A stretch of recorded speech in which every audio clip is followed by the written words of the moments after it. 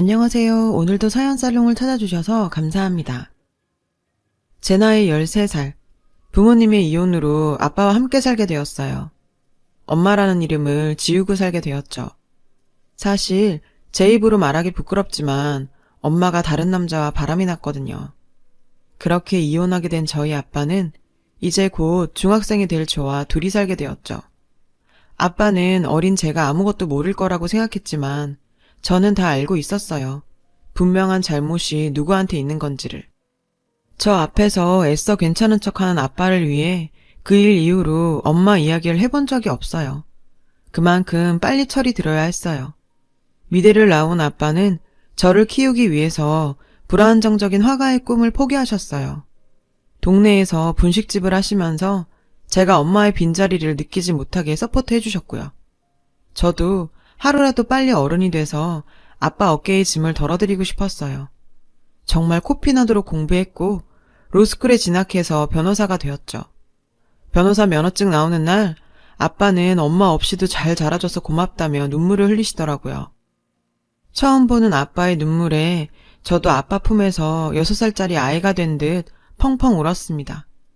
그렇게 시작한 변호사 생활은 어렵긴 했지만 배울 것도 많았고 아빠에게 조금이나마 보탬이 될 수 있다고 생각하니 힘들다는 생각은 전혀 안 들더라고요. 로펌의 막내 변호사로 일하던 저는 스타트업 회사의 특허 관련 자문을 맡게 되면서 한 남자를 알게 되었어요. 그저 좋은 프로그램만 만들면 된다고 생각한 의뢰인은 특허를 낼 생각을 못했고 다른 업체에서 먼저 낸 특허 때문에 2년 동안 밤잠 안 자며 개발해서 내놓은 어플이 특허 소송이 걸렸던 거죠. 시작도 못 해보고 개발비를 다 날릴 위기에 놓인 상황이었어요. 자세히 살펴보니 석연치 않은 부분들이 많더라고요. 그와 일주일에 2-3번 만나면서 소송 준비를 했고 재판 결과 승소해서 무사히 그가 어플을 출시할 수 있게 도울 수 있었어요. 재판 한 달쯤 후인가 그에게 연락이 왔는데요. 최 변호사님, 혹시 저 기억하세요? 저 신동훈이에요. 의뢰인들한테 전화 오면 대부분 안 좋은 일로 오는 경우가 많아서 무슨 일이 생긴 건가 하고 전화를 받았습니다. 그는 제 덕분에 어플이 대박 났다더군요. 꼭 한번 식사 대접하고 싶다고 했죠. 사실 그냥 저는 돈 받고 제가 할 일을 했을 뿐인데 식사 대접은 너무 부담스러워서 몇 차례나 거절했지만 그는 꽤나 집요한 구석이 있었어요. 그의 집요함에 못 이기는 척 식사 자리로 나가게 되었습니다. 그곳에서 그를 보고 2가지 놀라운 점이 있었어요. 소송 준비할 때 그는 그냥 계속 추리링 차림의 모습이었는데 한 달 만에 만난 그는 그때와 전혀 다른 성공한 사업가의 모습이 보이는 듯 했죠. 그 상황에 또 한 번 놀라고 웃긴 건 그가 최소 30대 중반으로 보이는 노안이라는 거였습니다. 사실 저도 로스쿨에 변시까지 준비한다고 고시원에서 박혀 고생했다 보니 한 노안한다는 소리 듣는 사람인데 그 역시 매일 컴퓨터 앞에서 코딩만 하다 보니 얼굴이 팍 사가버렸다고 껄껄 웃더라고요. 우리는 30살 동갑이었거든요. 참 특이하게도 노안이라는 공통점은 사이를 더 친밀하게 만들어줬어요. 가끔 소주 한잔 하는 사이로 발전하게 되었죠. 그렇게 1년간 애매한 관계가 지속되던 저희는 그의 고백으로 사귀게 되었어요. 나중에 알고 보니 그는 소송 당시 때부터 관심이 있어서 밥 먹자고 연락했고 1년간 계속해서 자기 마음을 드러냈는데도 공부한다고 고시촌에 박혀만 있다 보니 연애세포가 다 죽어버렸던 제가 1년 동안 그걸 알아차리지도 못했던 거였어요. 고백을 받고서야 저도 그에게 관심이 있었다는 걸 깨닫게 되었어요. 30 넘어 처음 해보는 연애는 너무나 설레는 일이었습니다. 그와의 결혼까지 꿈꾸며 행복한 시간을 보내고 있었던 어느 날 뜬금없이 18년 전 저와 아빠를 버리고 떠난 엄마가 제 결혼에 큰 걸림돌로 등장하게 되었어요. 슬슬 결혼할 나이도 되면서 남자친구는 자신의 엄마가 운영하는 카페로 저를 초대했죠. 예비 시어머니께 잘 보이고 싶었던 저는 미용실까지 가서 평소 잘 하지도 않는 메이크업까지 받고 찾아뵙게 되었어요. 예비 시모께서는 남자친구가 제 자랑을 하도 해서 질투날 지경이었는데 제 모습을 보니 그럴만하다고 예뻐해 주셨고 집안에 변호사 하나 있으면 좋겠다고 생각했다면서 만족스러워 하셨어요. 긴장 많이 하고 있었는데 너무 환영해 주시는 예비시모 덕에 긴장도 풀리면서 이런저런 대화를 하게 되었습니다. 하하호호 좋기만 할 것 같던 분위기는 시어머님의 부모님 안부를 묻는 질문 하나에 얼음장처럼 차가워지게 되었어요. 그래 수연아, 부모님은 뭐 하시니? 아빠 엄마의 이혼이 부끄러운 건 아니었어요. 아빠는 저를 잘 키우셨으니까요. 그래도 어떻게 말해야 하나 잠깐 고민이 되더라고요. 어차피 결혼할 사이에 숨길 문제도 아니라고 생각해서 솔직하게 말씀드렸어요. 사실은 저희 부모님이 제가 어릴 때 이혼하셔서 지금은 아빠랑 함께 살고 있어요. 순간 예비 시모의 얼굴에 표정이 팍 구겨지셨는데요. 그래, 이야기 잘 들었다. 이제 그만 가보거라. 순간 냉랭해진 분위기에 저는 당황했고 남자친구도 분위기를 풀어보려 했지만 예비 시모는 자리를 떠나버리셨어요. 저는 도대체 이게 무슨 일인가 싶어서 어리둥절했죠. 이때까지만 해도 이게 우리가 결혼을 못하게 될 정도까지 커지게 될 거라고 생각도 못했죠. 남자친구는 걱정하지 말라더군요. 원래 성격이 불같으셔서 그렇다며 저를 달랬습니다. 저도 계속 결혼을 진행하기 위해선 그에게 저희 부모님의 이혼 이유에 대해서도 알려야 했고 이야기를 다 들은 그는 자신의 어머니에게 가서 잘 말해보겠다고 했어요. 그리고 며칠 후 그는 어머님께 잘 말씀드렸다면서 걱정하지 말고 결혼 준비하자고 하더라고요. 예비 시모와의 첫 만남 이후 찜찜하긴 했지만 더 이상 늦출 수가 없어서 결혼 준비를 진행하게 되었어요. 어느 날 모르는 번호로 전화가 왔어요. 변호사씩이나 되는 애라 똑똑하게 알아들을 줄 알고 길게 말 안 했는데 동훈이가 물러 터져서 너한테 말 안 했나 보구나. 난 이혼한 부모 밑에서 큰 애랑 우리 아들 결혼시킬 생각이 없다. 그의 걱정 안 해도 된다는 말과 달리 예비 시모는 제가 이혼한 부모 밑에서 자랐다는 이유로 끝까지 결혼을 반대하셨어요. 제가 할 수 있는 건 아무것도 없었죠. 남자친구는 자신이 부모님을 설득할 수 있다며 조금만 더 기다려 달라더라고요. 그렇게 저를 달랬지만 이렇게까지 해서 결혼을 해야 하나 싶은 생각이 들었습니다. 그날 이후 마음이 복잡해서 일도 손이 잡히지 않고 남자친구 만나는 것조차 불편해서 잠깐 시간을 가지고 있었어요. 사무실에 제 손님이 왔다는 소리를 듣고 나가보니 그의 엄마가 서 있었어요. 내가 알아듣게 말한 것 같은데 아직도 우리 아들을 만나고 있니? 내가 이래서 안 된다고 하는 거야. 이혼한 부모 밑에서 큰애가 무슨 가정교육이나 제대로 받았겠니? 로펌에서 아직도 가장 막내 변호사라 행동 하나하나 눈치 보면서 지내고 있었는데 갑작스럽게 남의 직장에 찾아와서 악담 붙는 예비시모 때문에 의도치 않게 제 개인사가 로펌 사람들에게 공개돼 버렸는데요. 야, 내가 듣자하니 너희 엄마가 바람나서 이혼한 거라면서. 얘, 바람도 유전이다. 유전이라는 통계가 있어. 알아? 우리 아들이 너랑 결혼했다가 이혼이라도 하면 어쩌려고 너랑 결혼을 시키니? 정말 수치스러웠어요. 직장 동료들 앞에서 발가벗겨진 기분이었죠. 제 파혼 소식과 왜 내 입으로도 말 못하는 개인사를 남의 입에 의해서 공개돼야 하는 건지 참. 그리고 그 여자의 마지막 한마디는 간신히 잡고 있던 이성의 끈을 놓게 만들었어요. 아참, 너희 아빠 자꾸 나한테 전화하지 말라고 해라. 결혼 못 시킨다고 알려주려 전화했더니 그 다음날부터 집착병 환자처럼 전화를 해대네. 이러니 이혼하는 데는 다 이유가 있어. 그러니 너희 엄마가 도망을 가지. 저희 아빠까지 조롱하는 모습에 순간 저도 이성을 잃었어요. 이 미친 X의 머리채를 잡아버렸는데요. 바깥에서 지켜보고 있던 동료들이 아수라장이 된 제 사무실에 들어와서 저를 뜯어 말려서 겨우 진정이 되었습니다. 나도 이 결혼 안 해. 너 같은 시어머니 모실 바에 내가 그냥 노처녀로 늙어 죽는 게 낫지. 이혼 부모 밑에서 커서 그렇다고? 당신 같은 쓰레기 부모 밑에서 큰 동훈 씨가 더 불쌍하네요. 직장에서 개인사가 적나라하게 드러나버린 저는 더 이상 그 로펌을 다닐 수가 없어 퇴사하게 되었습니다. 남자친구와도 결별을 고하게 되었어요. 남자친구는 이렇게 헤어질 수는 없다며 매달렸지만 더는 그 여자랑 엮이고 싶지 않았어요. 무엇보다 용서할 수 없는 건 저에게만 그런 모욕을 한 게 아니었어요. 그 여자는 저희 아빠에게도 전화해서 이혼 과정에서 자란 아이는 며느리로 받아줄 수 없다며 딸아이 정신 차리게 하라고 쏘아붙였답니다. 아빠는 자신의 이혼 때문에 제가 이런 대접을 받고 있다는 사실에 큰 충격을 받으셨다고 했어요. 어떻게든 문제를 해결해보고자 그 여자에게 이런저런 제안을 해봤다는데 그 여자는 저한테 얘기했듯 이렇게 집착을 하니 마누라가 바람피고 도망간 거라며 오히려 조롱을 했다네요.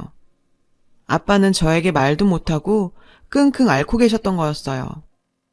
이미 모든 걸 끝내고서야 알게 된 사실에 정말 손이 부들부들 떨렸지만 아빠가 그러지 말고 잊고 살라며 말리시는 통에 제 가슴 속에 상처로 묻어두게 되었어요. 그렇게 3년이 흘렀습니다. 저도 그 일에 대한 기억이 흐릿해져 갈 때쯤 저와 아빠에게 지울 수 없는 상처를 준 그 여자를 생각지도 못한 장소에서 다시 보게 되었어요. 저는 변호사 5년 차가 되면서 새로 취직한 로펌에서 이혼 전문 변호사로 일하고 있었거든요. 어느 날 제 의뢰인으로 온 그 여자를 한 번에 알아볼 수 있었어요. 맞은 놈은 평생을 기억해도 때린 놈은 기억도 못한다고 했나요? 어처구니 없게도 그 여자는 이혼 소송을 당한 상태였고 참나, 심지어 저를 알아보지도 못하더군요. 변호사님, 이혼 전문이라고 들었습니다. 이혼하더라도 남편 재산 최대한 많이 분할할 수 있게 도와주세요. 이혼한 부모 밑에서 자란 저라서 결혼 못 시키겠다던 여자가 이혼을 하기 위해 나를 찾아오는 이런 아이러니한 상황이라니. 정말 속으로 실소가 나와 참을 수가 없었어요. 세상 참 좁죠. 세상에 이런 악연도 다 있네요. 아주머니가 이혼한다고 수많은 변호사들 중에 날 찾아오다니요. 사실 3년 전 저와 두세 번 만난 게 전부였던 그 여자가 저를 못 알아보는 게 어쩌면 당연하기도 했죠. 그 여자는 제가 무슨 말을 하는지 못 알아듣고 어리둥절한 표정을 짓고 앉아 있었어요. 그 여자에게 제 명함을 내밀었어요. 최수연이에요, 제 이름. 제 이름도 모르시죠? 기억 안 나세요? 3년 전에 당신이 결혼 반대했던 당신 아들 여자친구. 당신이 그랬잖아요. 이혼한 사람들은 무슨 문제가 있어서 하는 거라면서요? 이혼도 유전이라고 하시지 않았나? 그 여자는 그제서야 제가 누구인지 알아보는 듯 저를 위아래로 훑어보고는 제 생각과 전혀 다른 행동을 했는데요. 아니 그건 다 지난 일을 말해서 뭐 하겠니? 우리가 이렇게 만난 거 보니 인연은 인연인가 보다. 나도 후회 많이 했다. 우리 아들 너랑 헤어지고 아직도 여자도 안 만나고 결혼할 생각도 안 하는 것 같아서 내가 걱정이 크다. 그래서 말인데 너 동훈이랑 다시 잘해보면 안 되겠어? 제 직장까지 쳐들어와서 제 개인사까지 들춰내버린 인간이 아무렇지도 않게 다시 자기 아들을 만나보라고 하는 뻔뻔함에 제대로 팩트 폭격 날려줘 버렸어요. 내가 당신 아들을 왜 만나? 당신이 말했잖아? 이혼한 부모 밑에서 자라면 제대로 가정교육 못 받고 자란 거라면서. 당신 지금 이혼하러 온 거 아니야? 그럼 네 아들은 이혼 안 할 것 같니? 당신 말대로 하면 이혼 확정인 남자를 내가 왜 다시 만나? 그리고 뭔가 착각하는 것 같은데 당신 과실로 이혼 소송 당해서 여기 온 거야. 당신 남편한테 빌어도 모자랄 판에 재산 분할을 도와달라고? 진짜 불륜 저지르다 걸려서 이혼 소송 당해 변호사를 찾은 주제에 용감한 건지 멍청한 건지 재산 분할까지 요구하는 무식한 그 여자는 아직도 정신을 못 차린 듯 보였어요. 나도 변호사이기 전에 인간이야. 내가 어떻게 당신 변호를 하겠어? 그리고 내가 한 가지 알려줄까? 3년 전에 당신 아들 나한테 무릎 꿇고 빌면서 당신 버리고 나한테 오겠다던데? 그건 알란가 모르겠네. 항상 무례하고 뻔뻔하게 굴던 그 여자는 자기 아들이 본인을 버리려고 했다는 말을 듣고는 상당히 충격에 빠진 모습이었어요. 아무 말도 못한 채 얼빠진 표정으로 휘청거리면서 제 사무실을 나갔어요. 남편한테 버림받고 아들한테도 버림받은 그 여자 뒷모습을 보고 있자니 자업자득이라는 말이 딱 떠올라서 속이 다 후련하더라고요. 3년간 가슴속에 묻어둔 답답함을 풀고 나니까 몸도 마음도 홀가분해졌습니다. 제 일도 술술 잘 풀렸어요. 변호사로서 회사에서 입지도 탄탄해졌고 만나고 있던 사람에게 프로포즈 받아서 내년에 결혼 약속까지 잡게 되었죠. 무엇보다 달라진 건 저희 아빠의 삶이에요. 저를 홀로 키우기 위해 본인의 꿈인 그림 그리는 것도 포기하고 살았던 아빠께 얼마 전 작은 화실을 선물해 드렸거든요. 다시 그림 그려보는 게 어떠냐며 제안했죠. 아빠는 분식집도 접고 매일 화실에 들어가셔서 작품 활동하고 계세요. 그림 그리면서 행복해 하시는 모습을 보니 지금까지 제가 아빠의 삶을 뺏은 것 같아 너무 죄송한 마음이 들었네요. 저도 제 자식을 낳고 살아갈 텐데 아빠처럼 자식을 위해 살 수 있을까 생각될 정도로 아빠의 사랑은 컸습니다. 사람마다 개인의 사정이 있고 사연이 있는 건데 자신의 삶, 한 치 앞도 못 내다보면서 다른 사람에게 상처부터 주는 그런 사람들과는 아예 차원이 다르신 분이죠. 제가 행복하게 잘 사는 게 아빠한테 보답하는 길이겠죠. 아빠한테 세상 감사합니다. 이런저런 일을 겪고 두서없이 쓴 사연 들어주셔서 감사합니다.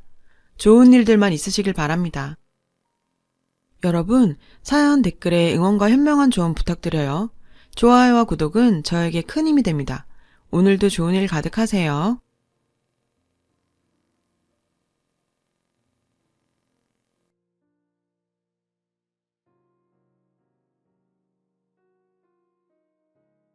안녕하세요. 오늘도 사연살롱을 찾아주셔서 감사합니다.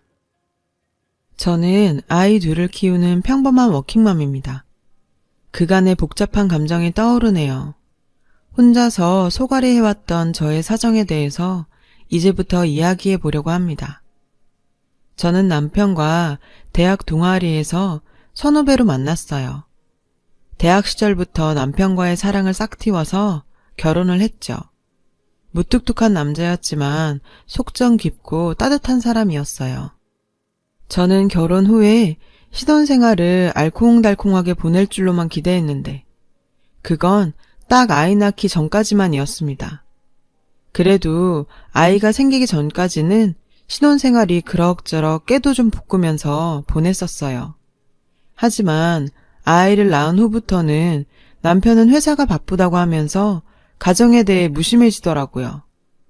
남편이 왜 갑자기 아이를 낳고 난 뒤에 더 바빠졌는지, 그리고 남편의 바쁘다는 말이 진짜인 건지는 잘 모르겠지만 그때부터 육아와 집안일은 모두 제게 떠넘겨졌어요. 남편이 바빠짐에 따라 제 라이프도 더욱 빡세졌죠. 왜냐하면 저도 일을 하는 워킹맘이기 때문이었어요. 회사에 나간 시간에는 근처에 계신 친정엄마가 와서 대신 애를 돌봐준다지만 퇴근하고 나서는 제가 온전히 아이를 케어했거든요. 아내도 남편도 둘 다 일하는 가정에서 왜 아내만 이렇게 가정에서 바빠야 하는 건지 모르겠더라고요. 남편이 일로 바쁘다지만 저도 일을 하느라 힘든 건 마찬가지인데 말이죠. 아이를 키워본 부모들이라면 잘 알겠지만 일을 하면서도 육아를 한다는 건 정말 힘든 일이잖아요. 하루 종일 일하고 나서도 아이와 저녁 내내 씨름하며 집안일을 하다 보면 녹초가 된 몸으로 쓰러진 채 잠이 들곤 합니다. 저는 회사 일하고 나서 퇴근하고 집에 오자마자 바로 아이를 돌보면서 집안일을 해야 해요. 아침부터 저녁까지 손주를 돌보느라 지친 친정엄마가 가고 나면 저는 어지럽혀진 집안을 정리하고 아이가 먹을 저녁 이유식거리를 챙겨주랴 바쁘게 움직여야만 했죠. 제 저녁 식사는 대충 허겁지겁 때운 채로 씻기고 먹이고 아이 기저귀 갈고 하다 보면 저녁 시간이 후딱 지나갔어요. 아이에게 자장가를 불러주면서 어렵게 잠들고 나면 저는 설거지도 부랴부랴 하면서 다음날 저희 부부의 아침거리도 만들랴 아이 이유식거리도 만들랴 하루가 빠듯할 지경이었습니다. 그런데도 남편은 회사 일이 늦어진다면서 늘상 밤이 되어서 퇴근하기 일쑤였죠. 아무리 남편 회사가 바쁘다고 해도 가정을 꾸렸으면 아내와 공평하게까지는 바라지도 않고 최소한의 집안일을 좀 거들어야 한다고 저는 생각했었거든요. 하지만 남편은 집안일에 대해서 완전히 노터치였죠. 마치 회사의 모든 걸 걸고 충성하는 사람처럼 회사 일밖에 모르는 듯 해보였어요. 남편이 가사일도 육아도 거들어주지 않자 집안에서는 없는 듯한 남편의 존재감 때문에 저는 밤낮으로 바쁠 수밖에 없었던 거죠.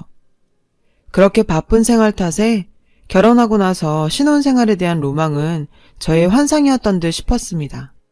행복하고 평온한 신혼은 저에게는 그림의 떡이었으니까요.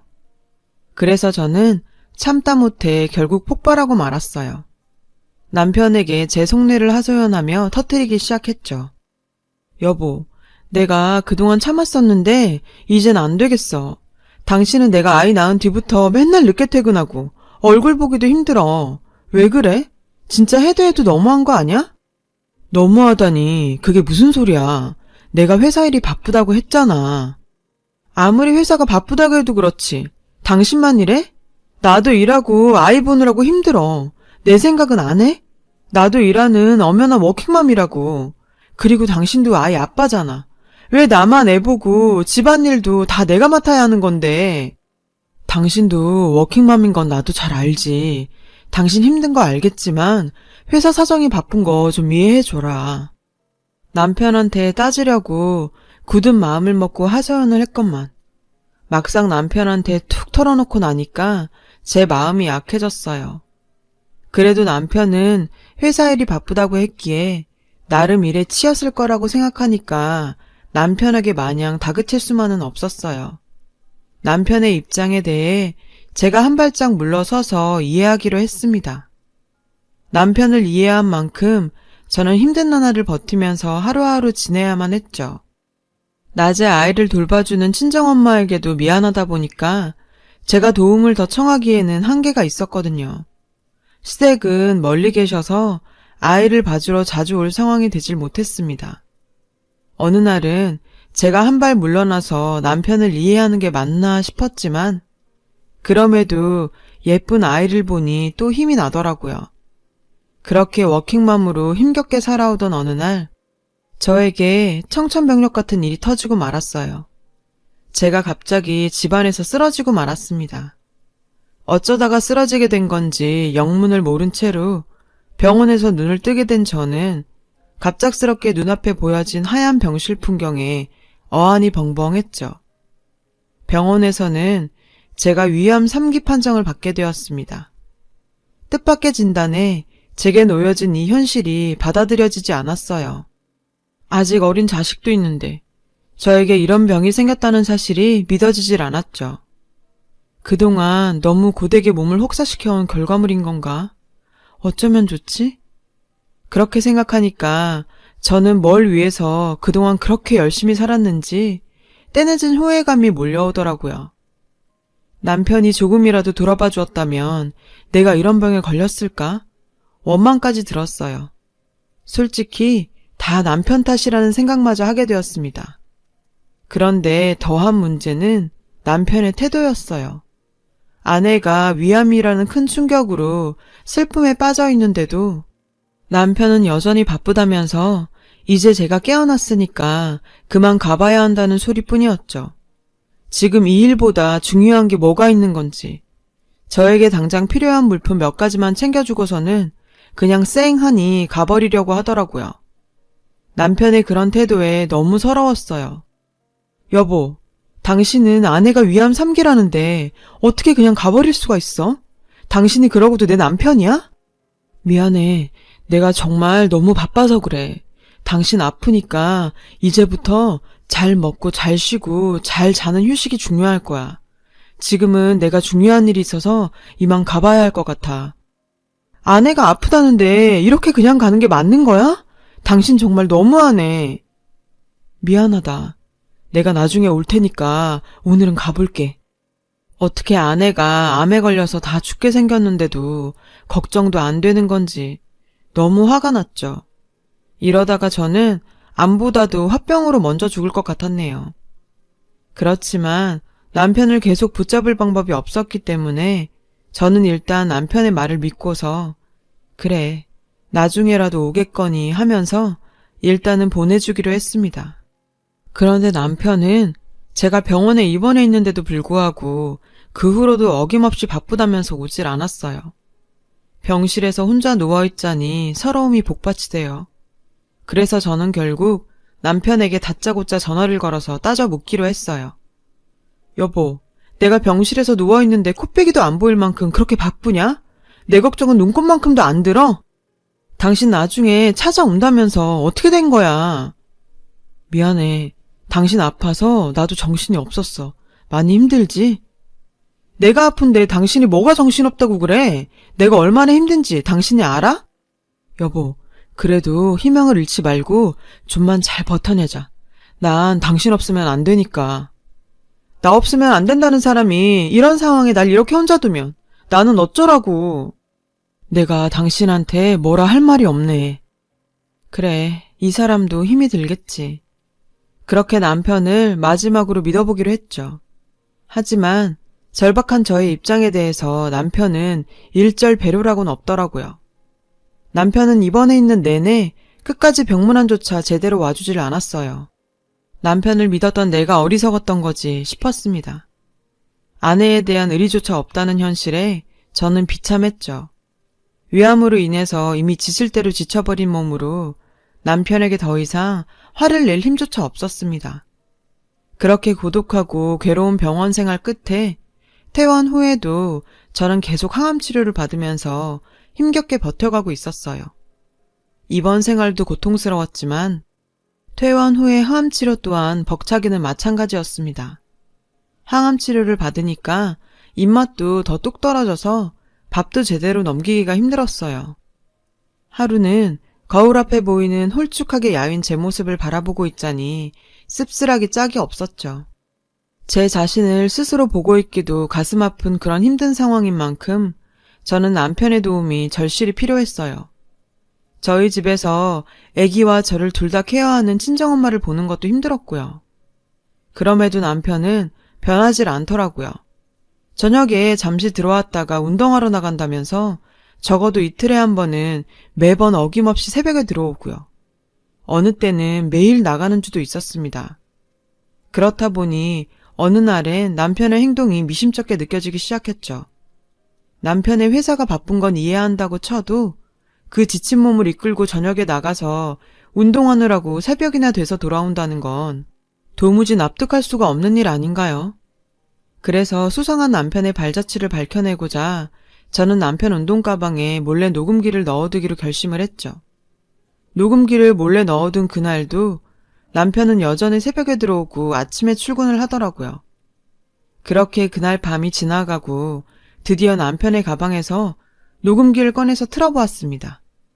저는 이제야 판도라의 상자가 열리는구나 싶었죠. 녹음기에서는 정말 남편의 거친 숨소리가 들려왔습니다. 저는 순간 불길한 직감으로 빠져들었죠. 그 숨소리가 점점 커지더니 이내 남편이 누군가와 이야기하는 듯한 소리가 들렸어요. 오늘은 더 실한 걸로 구해야 하는데. 그러게, 뿌리가 두꺼운 튼실한 놈으로다가 약초를 딱 해내야 하는 건데. 근데 정말 아내밖에 모르는 사람이구먼. 그런 정성이면 낫고도 남지 아무렴. 아내가 아프니까 당연한 거죠. 그동안 아내한테 제대로 신경 써주지도 못한 게 너무 미안해서요. 그나저나 이것들이 와이프 몸에 잘 받아야 할 텐데요. 좋은 약초에다가 정성까지 더해져서 분명 나을 거야. 너무 걱정 말게. 저는 녹음기에서 들려오는 대화 소리를 듣고 주저앉아 오열했습니다. 남편은 낮엔 일을 하고 밤에는 위험한 산길을 올라가서 약초꾼과 함께 약초를 캐러 다닌 거였어요. 남편을 잠시라도 의심했던 제가 정말 너무 부끄러웠어요. 남편이 왜 약초를 캔다는 걸 저한테 미리 얘기하지 않고서 비밀스럽게 숨겼는지에 대해서 궁금하더라고요. 그래서 남편에게 제가 녹음한 사실을 그대로 다 털어놓기로 마음먹었습니다. 남편에게 먼저 사과를 했죠. 의심한 부분은 미안하지만 정황상 그럴 수밖에 없었던 점에 대해서 설명하면서요. 난 당신이 내 생각해서 약초 캐고 다닌 줄은 정말이지 꿈에도 몰랐어. 근데 왜 나 모르게 다녔어? 나 정말 당신 원망도 많이 했어. 내가 그동안 바쁘게 사느라고 당신한테 정말 소홀했던 건 사실이잖아. 당신은 이해 못할 수도 있었겠지만 정말 회사 일이 바빴던 거야. 당신도 장보님도 안쓰러웠지만 내 성격이 그 마음을 다 얘기할 수 있는 것도 아니고 조금만 더 버티자 싶었지. 근데 당신이 아프니까 이렇게 살아서 뭐하나 정말 내 인생이 끝난 것 같더라고. 회사 동료한테 얘기를 했었지. 그랬더니 자기 어머니께서 위암이었는데 도움받은 사람을 소개해주더라고. 그분한테도 고맙지. 내 입으로 직접 당신이 위해서 약초캐로 다닌다고 어떻게 생색내냐? 그래서 말 안 한 거야. 나는 그것도 모르고 내가 당신 잠깐이라도 의심한 거 미안해. 난 결혼하고 당신이 나한테서 완전 돌아선 줄로만 알았어. 내가 말했잖아. 난 당신 없으면 안 된다고. 나한텐 지금 당신 건강이 최우선이야. 나한테 당신밖에 없는 거 알지? 그러니 꼭 건강 되찾자 여보. 힘내도록 하자. 저는 남편에 대해서 다시 보게 되었죠. 남편이 저에게 건네준 희망으로 저는 삶의 의지를 다시 붙잡을 수 있었습니다. 그렇게 지내다 보니 제 위암도 정말 기적처럼 차도가 생기면서 좋아지더라고요. 그날 이후 남편은 고삐 풀린 뭐처럼 숨겨왔던 마음을 표현하는데 망설임이 없었습니다. 이제 뭐 두려울 것도 부끄러울 것도 없다나요. 꾸준한 남편의 손길이 어린 관리와 더불어서 남편의 사랑도 같이 확인하게 되었어요. 저희 가족은 행복하게 오순도순 잘 살아가고 있습니다. 남편과 함께 산행에 나서서 같이 친정엄마를 위한 약초를 캐기도 한답니다. 그리고 아이와도 같이 놀이동산에서 가족끼리 즐거운 시간을 보내기도 합니다. 지금 생각해보면 만약 그때 남편이 노력이 없었다면 지금의 제가 있을 수가 있었을까 싶기도 하더라고요. 이런 남편이 있어서 참 다행이라고 생각합니다. 지난 세월 동안 아프고 고생했던 기간에 대해서 잘 극복해낼 수 있었던 건 말없는 무뚝뚝했던 남편 덕분이니까요. 따뜻한 말 한마디는 죽을 병도 낫게 하는 것 같습니다. 오늘 가족에게 한 번 더 사랑을 표현하시는 건 어떨까요? 저도 앞으로 남은 인생은 우리 가족 꽃길만 오롯이 걷길 바라고 있어요. 제 이야기를 들어주셔서 감사합니다. 건강하고 화목하게 보내시길 바랍니다. 여러분, 사연 댓글에 응원과 현명한 조언 부탁드려요. 좋아요와 구독은 저에게 큰 힘이 됩니다. 오늘도 좋은 일 가득하세요.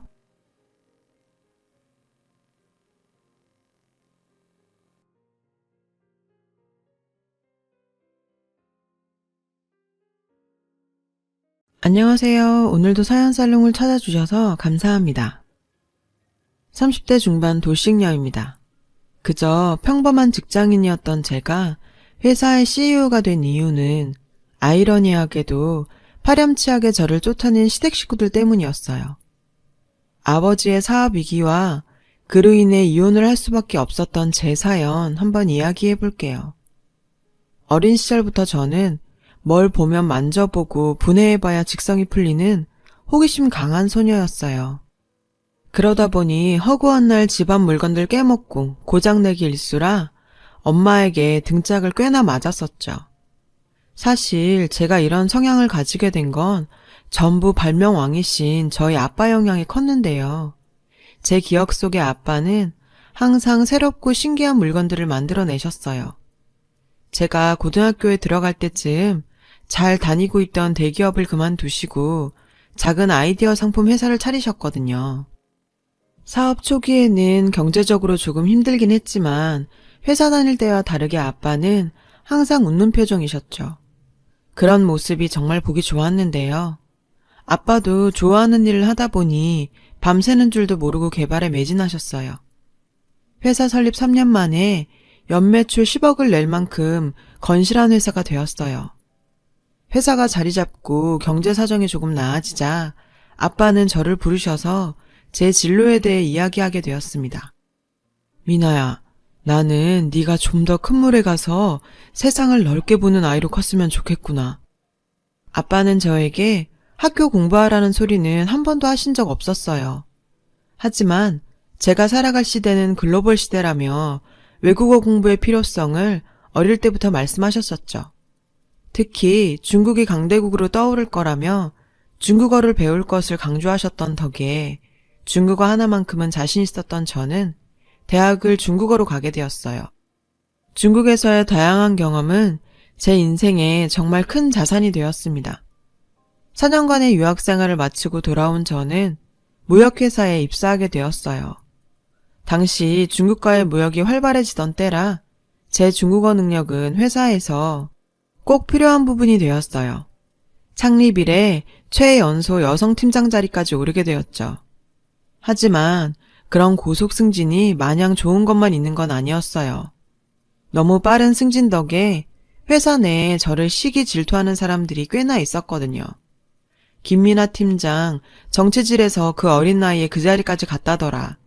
빼기는 낙하산이라더라. 등등 근거도 없는 루머들을 퍼뜨렸고 마땅히 해명할 기회도 없이 소문은 마치 사실처럼 굳어진 부분이 많았어요.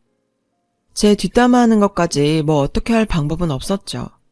어린 나이에 팀장을 달았다는 이유로 은근히 따돌림을 당하던 저에게 힘이 되어준 사람이 한 명 있었어요. 팀장님 밑에 직원들이 어린 상사 모시려니 볼멘소리 하는 거예요. 그냥 시기 질투다 생각하고 흘려 들으세요. 저희 팀 대리였던 그는 제가 나이 어린 팀장이지만 저를 항상 존중해줬어요. 직원들의 은근한 따돌림에 상처받을 때마다 친한 오빠처럼 저를 위로해주곤 했습니다. 그런 모습에 저도 모르게 그에게 많이 의지하게 되었는데요. 하지만 그때까진 그저 회사 동료의 관계일 뿐 어떤 사적인 감정도 없었어요. 회사에서 마련한 워크숍에서 저희 관계는 이전과는 조금 달라지게 되었어요. 워크숍 후 숙소에서 바베큐 파티를 하기 위해 마트를 가다 지갑을 놔두고 온 걸 알고 숙소로 다시 들어가는 순간 팀원들의 대화를 듣게 되었습니다. 진짜 꼴의 팀장이라고. 나이도 어린 게 팀장님 해주니까 진짜 지가 잘나서 그런 줄 아는가 봐. 낙하산 주제에. 팀장 승진 밀린 뒤로 저에게 악담만 해대던 권 과장님께서는 제 뒷담을 신나게 하고 있었죠. 다른 팀원들도 하하호호 하면서 조롱에 동참하고 있었어요. 평소 제가 뒷담화의 대상이라는 건 알고 있었지만 이렇게 직접 들으니 손발이 부들부들 떨릴 정도였죠. 쏟아지는 눈물을 꾹 참으며 지갑을 가지러 들어가려는 순간 누군가 소리를 버럭 질렀는데요.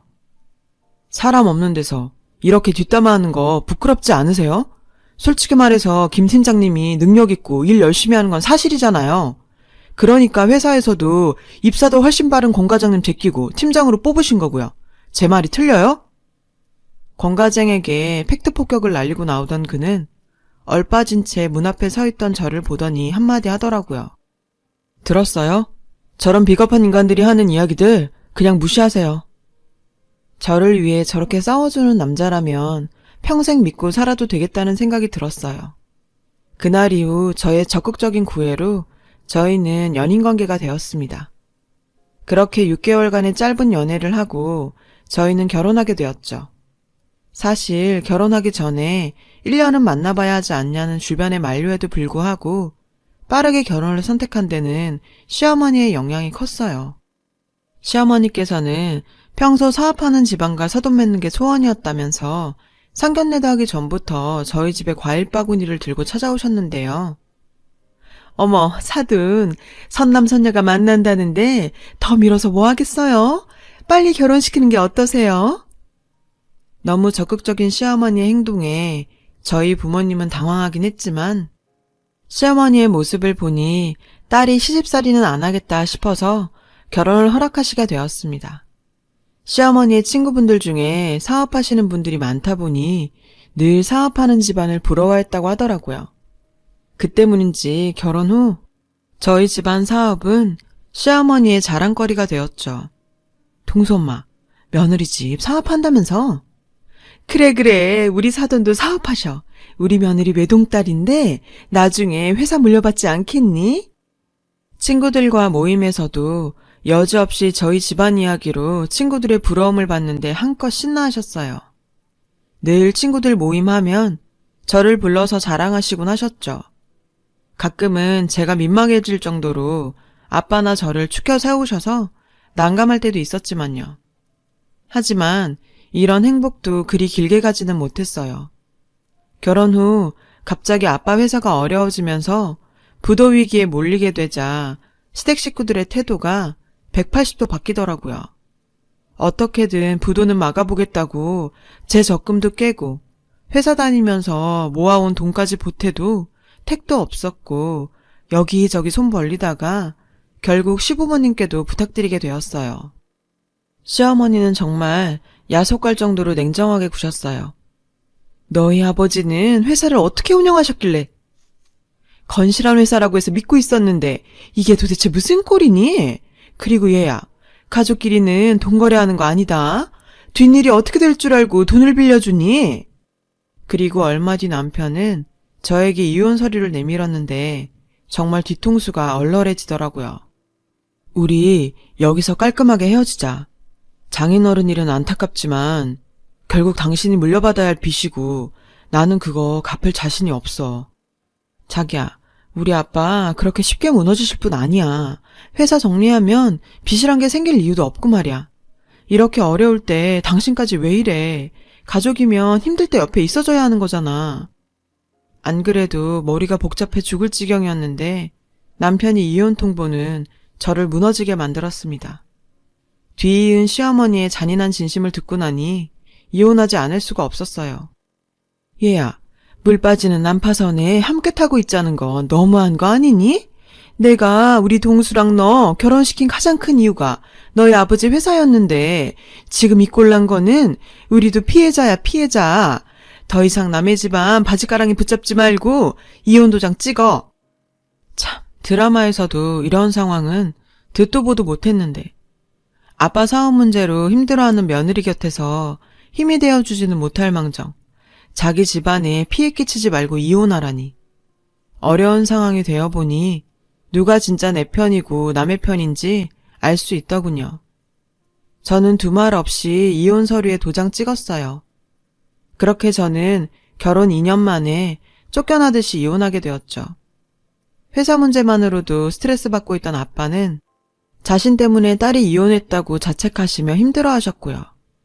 정말 저렇게 두다간 무슨 큰일이라도 날 것 같아서 아빠 옆에서 힘이 되어드리기 위해 앞날이 보장되었던 회사 생활을 정리하고 아빠 일을 돕기로 결정했어요.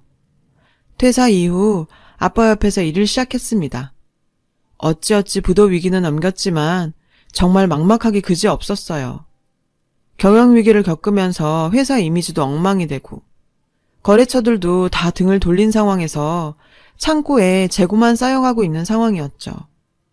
정말 한숨도 못 자고 몇 날 며칠을 고민한 끝에 중국 유학 시절 알고 지내던 친구에게 조언을 얻어 중국 거래 사이트에 저희 물건을 올려보기 시작했습니다. 하지만 기대와 다르게 하루에 주문이 한 건도 안 들어온 날이 더 많을 정도였어요. 아빠도 점점 지쳐가고 가치가 더 떨어지기 전에 회사라도 정리해야 되는 게 아니냐는 말이 나올 때쯤 기적 같은 일이 벌어지기 시작했는데요. 미나야, 이게 무슨 일이니? 주문이. 흥분된 아빠의 목소리에 눈 비비면서 휴대폰을 본 순간 저는 정말 기절할 뻔했어요. 주문 건수가 5,000건? 이게 무슨 전산오류라도 생긴 건가 싶었어요. 컴퓨터를 확인한 결과 정말 5,000건의 주문이 들어와 있었고 실시간으로도 계속 주문이 들어오고 있었죠. 자초지종을 알아보니 중국에서 인기 있는 SNS 스타가 한류 덕에 저희 제품을 소개한 것이었어요. 광고비 한 푼 안 쓰고 중국 전역에 알려지게 되었는데 정말 사람 인생 운칠기삼이라더니 창고에 가득 쌓여있던 재고는 3일도 안 되는 시간에 동이 나버렸습니다. 저희 공장 생산력으로는 도저히 감당하기 어려울 만큼 주문이 밀려들었어요. 이런 천재일우의 기회를 놓치고 싶지 않았던 저는 아빠와 고민 끝에 현지에서 직접 생산할 공장을 섭외하기 위해서 중국으로 날아갔어요. 한국도 아닌 중국에서 갑작스럽게 공장을 섭외하는 건 쉬운 일이 아니었지만 저는 중국에서 관씨가 얼마나 대단한 힘을 가진지 알고 있었죠. 대학 동기부터 모임하던 친구들에게까지 연락을 싹 돌렸습니다. 친구들이 정말 자기 일처럼 도와준 덕분에 적당한 단가에 생산해줄 공장을 섭외하였고 본격적으로 생산을 시작했어요. 그 결과는 그야말로 대박이었어요. 정말 중국의 14억 인구의 힘은 대단하다는 걸 또 한 번 느끼게 되었던 것이 아빠 회사가 최전성기에 벌던 1년 매출을 한 달이면 벌 만큼 중국에서 큰 성공을 거두게 되었어요. 연 매출 100억을 찍는 날 아빠께서 본인은 제품 개발에만 힘쓰겠다며 회사 경영을 저에게 물려주셨고 저는 33살의 나이로 회사 CEO가 되었는데요. CEO가 된 후 제 삶은 1년의 반 이상은 중국에서 보낼 만큼 바쁜 생활을 했어요. 어느 날 아버지 생신에 맞춰서 한국으로 돌아온 저는 선물을 사러 백화점을 들렀는데 익숙한 누군가가 저를 부르더군요. 너 혹시 미나니? 어머, 오랜만이구나. 돌아본 그곳엔 전 시어머니와 젊은 여성분 한 분이 서 있었어요. 아, 네, 오랜만이네요.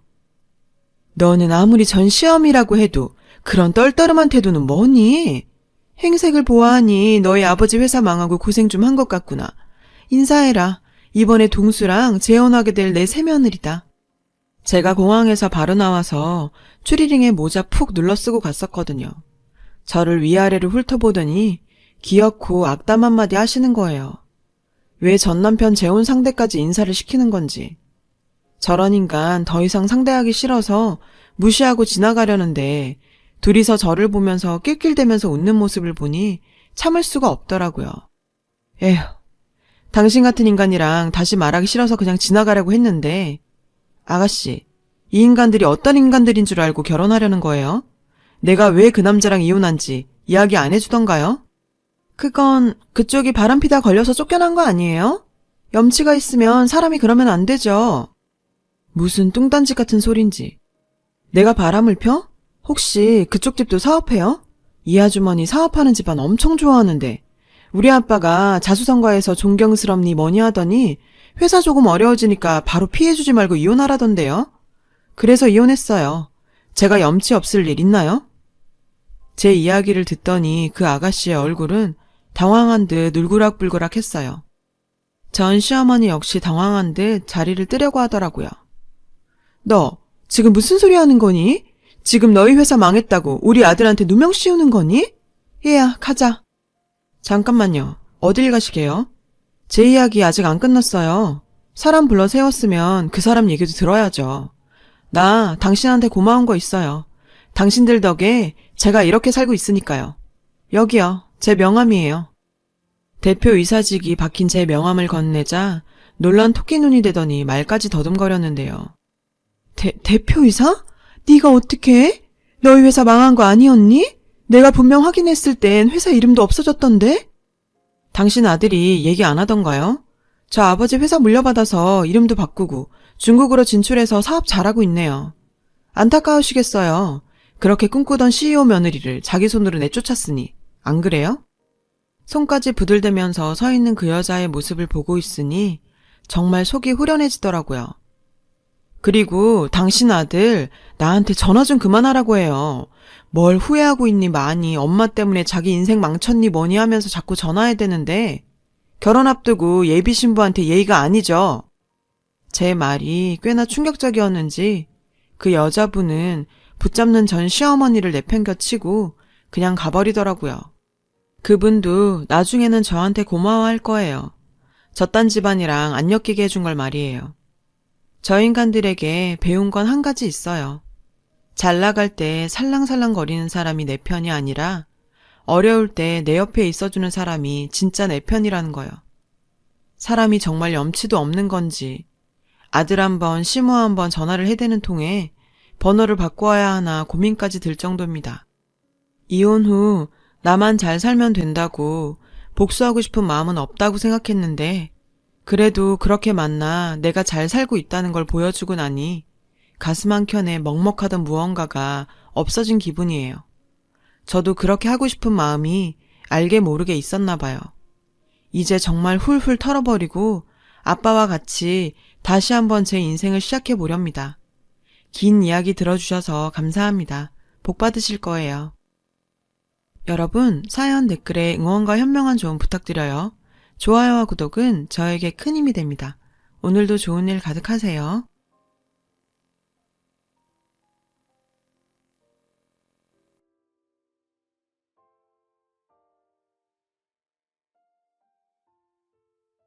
안녕하세요. 오늘도 서연살롱을 찾아주셔서 감사합니다.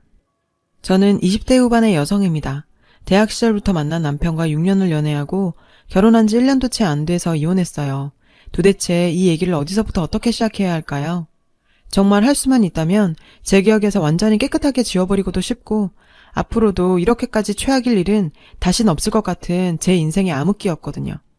아직 30년도 안 산 인생인데 1년도 채 안 됐던 결혼 생활은 정말 평생 가도 씻을 수 없을 치욕이자 지옥의 나날들이었답니다. 저와 남편은 누구나 들으면 아는 명문대에서 만났어요. 입학하면서부터 운명처럼 서로가 서로를 알아봤고 자연스레 사귀게 되었죠.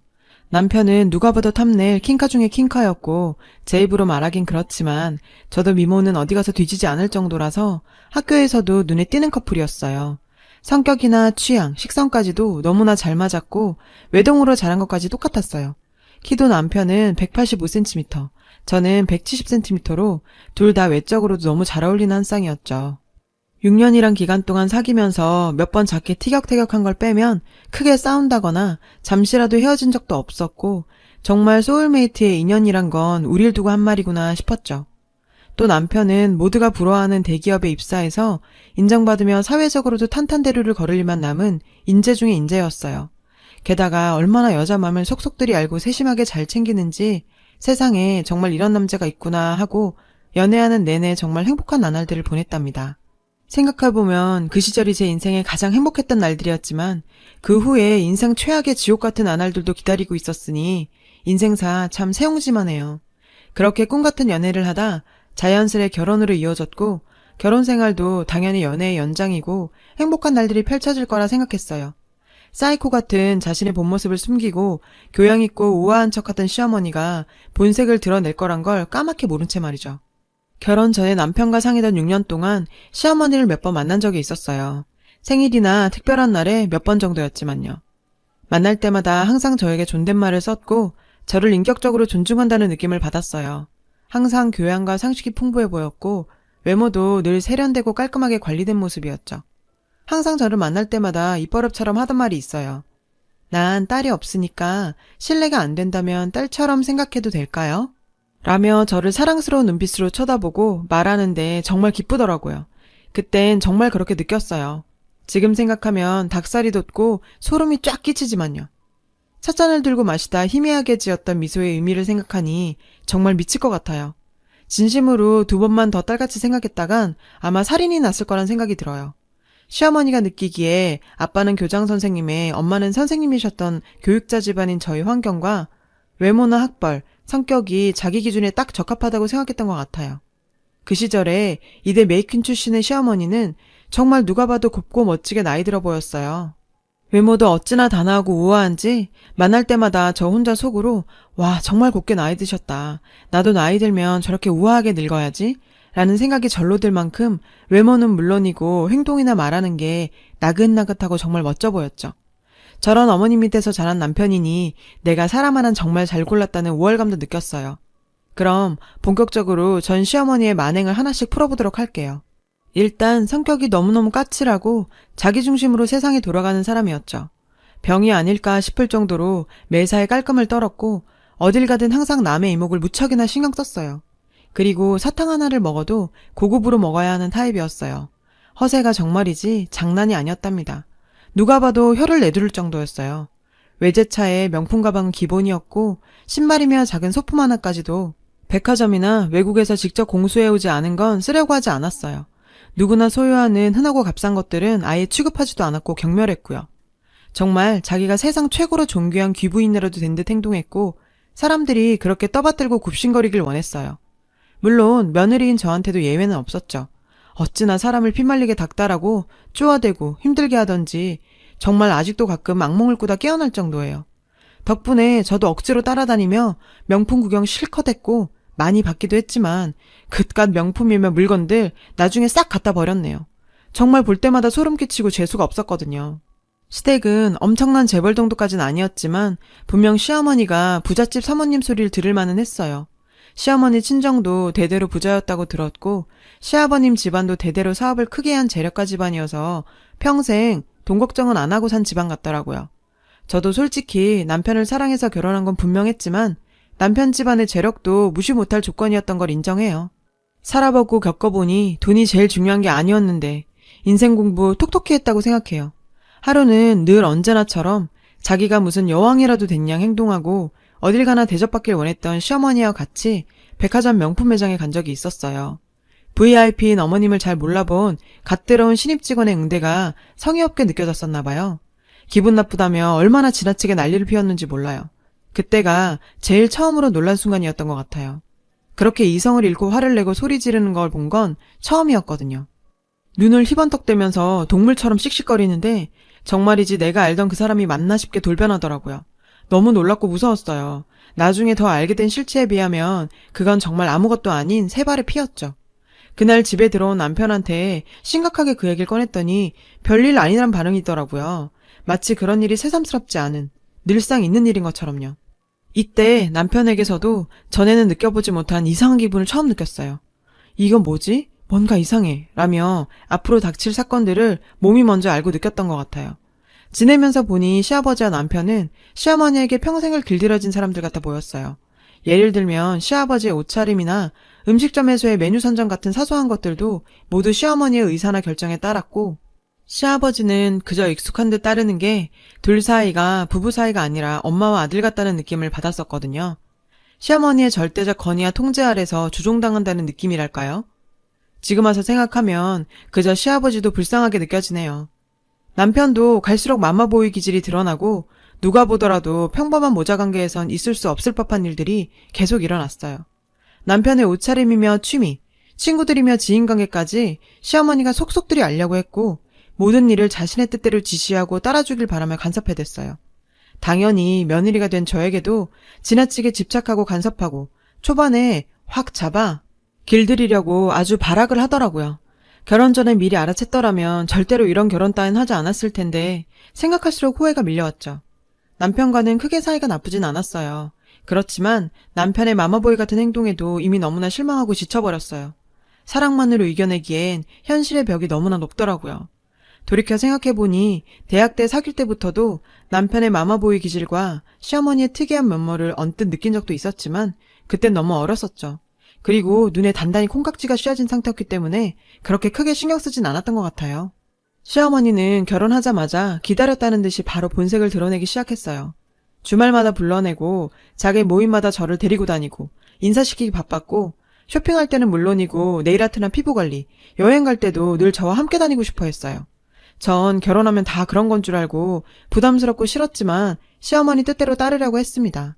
늘 긴장하고 신경을 쓰다 보니 살이 저절로 5kg은 넘게 빠졌고 정신을 차리고 생각해보니 난 결혼을 한 게 아니고 시어머니 뜻에 맞게 길들여져가는 인형이 된 것 같았어요.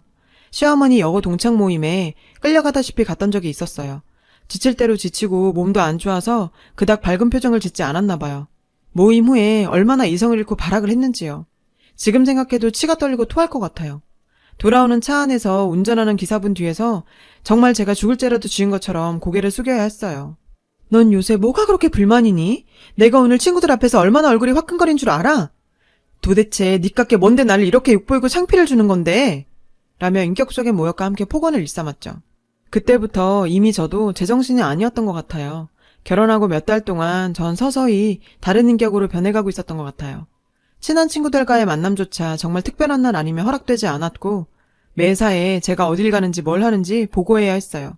시부모와 같이 살진 않았지만 같이 사는 것 이상으로 카톡이며 전화를 해대는 통에 미칠 것 같았죠.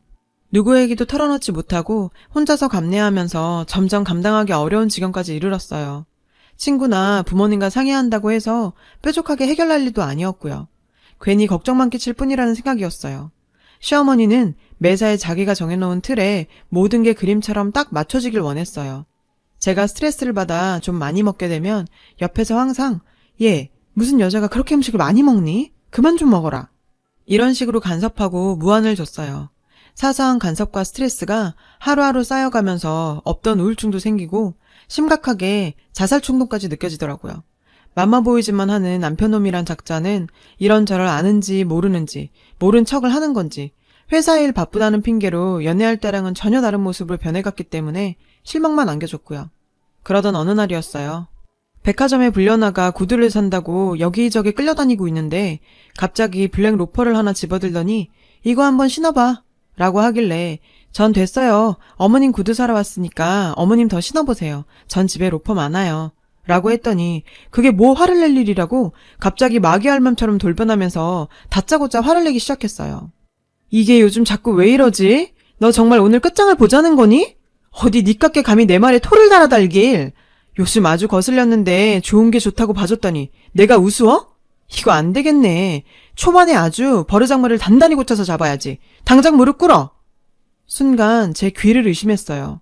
많은 사람들이 웅성거리면서 우리를 주시하기 시작했는데도 아랑곳하지 않았어요. 빨리 당장 무릎 꿇으라고. 어서. 교육자 집안인 니네 집안에서 널 이렇게 가르치던? 이젠 저희 집안까지 들먹이며 저를 욕보였어요.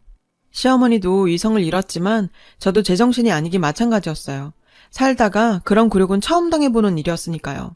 저도 모르게 무릎을 꿇고 앉았어요. 왜 그랬는지 생각이 나지 않지만 그땐 그게 최선이라고만 생각했던 것 같아요. 시어머니는 아직도 화가 덜 풀렸는지 씩씩거리고 있었고요. 어디서 듣고 왔는지 백화점 보안 요원들이 달려왔고 무슨 사연인지 저희 둘이 어떤 관계인지 물었던 것 같은데 그 이유는 저도 멘탈이 나갔던 상태라 정확히 기억나질 않네요. 전 그 후로 정신적으로 큰 충격을 받아서 거의 쇼크 상태였어요. 그 후에 친정으로 갔고 부모님도 그간 저의 사정을 어쩔 수 없이 알게 되셨죠. 변호사를 선임했고 어렵고 어렵게 겨우 이혼할 수 있었어요. 얼마 동안 힘든 시간들을 딛고 곁에서 늘 제 걱정뿐인 부모님을 생각하니 죄송한 마음에 가슴이 미어질 것 같았어요. 서서히 마음을 추스르고 정신 차린 저는 공무원 시험 준비를 하기로 결심했어요. 어릴 때 영어권 나라에서 생활했던 경험으로 영어는 자신이 있었고 1년만 미친 듯이 올인하자는 생각으로 도전했어요. 7급 시험을 준비했는데 주변에서는 9급도 쉬운 일 아니라고 말렸지만 전 독하게 마음먹었기 때문에 자신이 있었어요. 첫 해는 떨어졌고 준비하고 2년째 되던 해에 당당히 7급 시험에 합격했어요. 최종 합격 소식을 듣고 부모님과 셋이서 얼마나 감싸안고 울었는지 몰라요. 부모님에 비하면 저는 어쩌면 초라할지도 모르겠어요. 하지만 부모님도 너무 좋아해 주셨고 그간 저의 고생들을 다 보상받는 느낌이 들었습니다. 이젠 정말 모든 걸 잊고 새로 시작하자는 생각이 들었어요. 세종시로 발령을 받고 공직사회에 발을 디딘 후 힘든 업무와 야근도 이어졌지만 제가 정말 살아있음을 느꼈어요.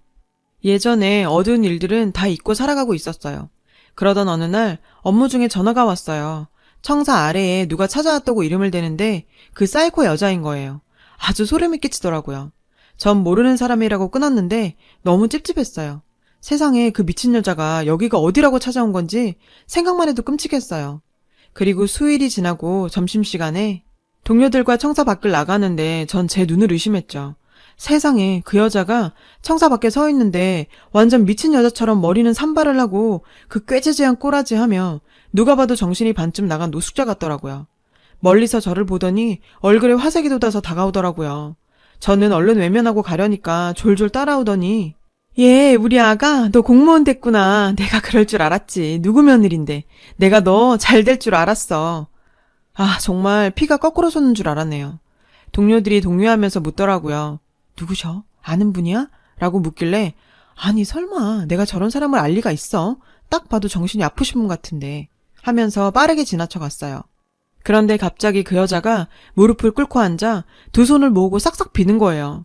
저뿐만 아니라 모두가 다 놀라서 어안이 벙벙했죠. 아가, 내가 이렇게 빈다. 다시 우리 며느리로 들어오렴. 그럼 내가 이번엔 정말 딸처럼 잘해줄게. 응? 완전 무시하고 제 갈 길 갔어요. 동료들이 한마디씩 했는데 저 할머니 정말 안 됐다. 그러게 가만 보니 얼굴도 꽤 곱게 생기셨는데 왜 저렇게 방치돼서 돌아다니는 거야? 어디다 신고해야 되는 거 아니야? 그래서 제가 아유 점심시간 다 끝나가겠다. 빨리 밥이나 먹으러 가자 했죠. 여전히 그 여자는 거기 앉아 있었고 우리가 차를 타고 사라지니 쫓아오진 못하더라고요. 그 후엔 찾아온 적은 없었어요. 어디서 들은 얘기론 제가 이혼하고 나온 다음에 주변 사람들한테 며느리 내쫓았다며 이런저런 얘기를 안 좋게 많이 들었나 봐요. 원래 남들 보는 눈 때문에 허세가 심한 분이셨는데 그 스트레스에 히스테리가 더욱 심해져서 시아버지와 전 남편이 정신병원에 데려갔을 정도가 됐다고요. 어쩐 일인지 저렇게 미쳐서 나돌아다닌다고 하더라고요. 와, 무슨 미저리 같은 여자를 주인공으로 한 어느 막장 드라마에 제가 출연했던 것 같아요. 생각할수록 몸소리가 쳐집니다. 전 앞으로 씩씩하게 제 인생 잘 살아보려고 합니다. 잘할 수 있겠죠? 제 얘기 들어주셔서 감사합니다. 여러분, 사연 댓글에 응원과 현명한 조언 부탁드려요. 좋아요와 구독은 저에게 큰 힘이 됩니다. 오늘도 좋은 일 가득하세요.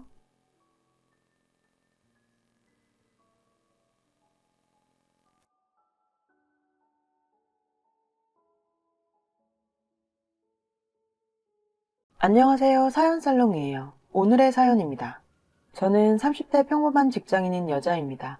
아직도 생각하면 화가 치밀어 오르지만 혹시 몰라 여러분도 도움되시라고 글을 올리게 되었습니다. 저는 작년에 좋지 않은 일이 있어서 그냥 살아가기 위한 최소한의 생활만 하며 친구들과의 만남도 거의 않고 집에서만 지냈습니다. 심리적으로 많이 지쳐있는 상태였으며 그렇게 거의 1년 정도가 돼갈 무렵 10월쯤에 15년지기 절친이 연락이 왔어요. 그 전에도 그 친구는 한 번씩 만났었지만 그때부터 그 친구를 좀 자주 만났습니다. 11월 초쯤 그 친구랑 일 끝나고 만나기로 했는데 제가 일이 조금 빨리 끝나 그 친구에게 연락을 했어요. 그랬더니 자기가 아는 언니가 문화센터처럼 운영되고 있는 카페에서 일하는데 그 언니와 잠시 만나려고 했더라고요. 이왕 빨리 나온 거 같이 보고 인사하고 우리끼리 다시 나가자고 하길래 당연히 알았다고 했습니다. 나중에 생각해보니 여기서부터가 시작이었던 것 같아요. 같이 그곳을 갔어요. 그 언니라는 분이 정말 친근하게 계속 말을 걸어주고 하더라고요. 이런저런 얘기를 하게 되었죠. 마치 자신의 어릴 때를 보는 것 같고 안쓰럽다고 하면서 정말 유명한 명리학 보시는 분이 계시는데 그분한테 부탁해 놓을 테니 제 절친과 같이 명리를 한번 봐보라며 생년월일을 물어봤었습니다. 본인이 말해 놓을 테니 날 잡고 보라면서요. 원래 점, 사주 이런 거 안 믿고 잘 가지도 않는데 그렇게 힘든 시기를 겪어보니 명리는 점도 아니고 사주 그런 개념이 아니라 한번 봐보라고 하더라고요. 그런 도움이 고마워 감사하다고 하고 며칠 뒤 그 명리학을 봐주시는 분을 친구와 함께 만났습니다. 근데 돈을 받고 해주는 게 아니라 같은 업계에 소문나면 서로 안 좋다고 주변에 말을 하지 말라고 하더라고요. 어쨌든 친구랑 며칠 뒤에 이 명리학 해주시는 분을 만났는데 시간이 안 돼서 한두 번은 만나야 할 것 같다고 했어요. 처음에는 친구랑 같은 방에서 셋이 얘기를 했는데 저에 대해서 생각보다 너무 잘 맞췄고 친구에 대해서도 너무 신기하게 잘 맞추는 겁니다. 시간이 없으셔서 다음 주에 한 번 더 보자고 해서 만났어요. 그때는 친구랑 저랑 따로따로 보고 얘기를 해줬고요. 그때 저한테 같이 온 제 절친이 저에게 도움이 많이 되니까 같이 다니면 좋을 거고 둘이 상생하는 관계라고 정말 좋은 친구 관계라고 했습니다. 그러면서 저에게 천살과 관련된 얘기를 하면서 종교를 가져봐도 좋을 것 같다고 했어요. 종교 이야기를 해서 제가 원래 무교인데 어떤 종교를 말하냐고 물었어요. 천주교든 기독교든 불교든 잡신만 아니면 된다고 해서 그때까지도 별다른 생각이 없었어요. 그러면서 올해 안에 귀인이 나타날 거라 하길래 제가 어떤 귀인이요? 그랬더니 흰 옷을 입은 책을 읽어주는 분이라고 그러더라고요. 그래서 제가 그럼 남자인지 여자인지 아냐고 했는데 웃으면서 동성일 거예요 이럽니다.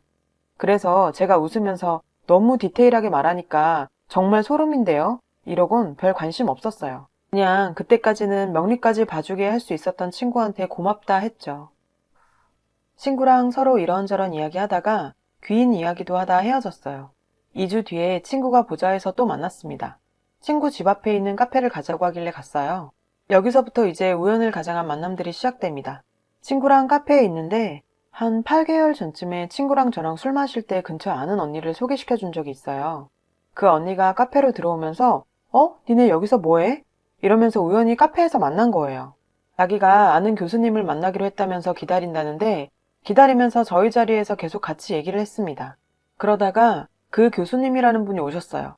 옷이 위에서부터 아래까지 흰 옷을 입고 계시더라고요. 순간 친구를 봤는데 친구도 놀라서 눈이 커졌었어요. 책도 종교책을 들고 있었고요. 그래서 순간 또 소름이 돋았죠. 진짜 바보 같지만 전혀 의심이 들지 않았어요. 여기까지 의심할 수도 없었고 제 15년 절친이 같이 있었기 때문에 정말 1도 의심하지 않고 우연치고는 너무 신기하다 이렇게만 생각했습니다.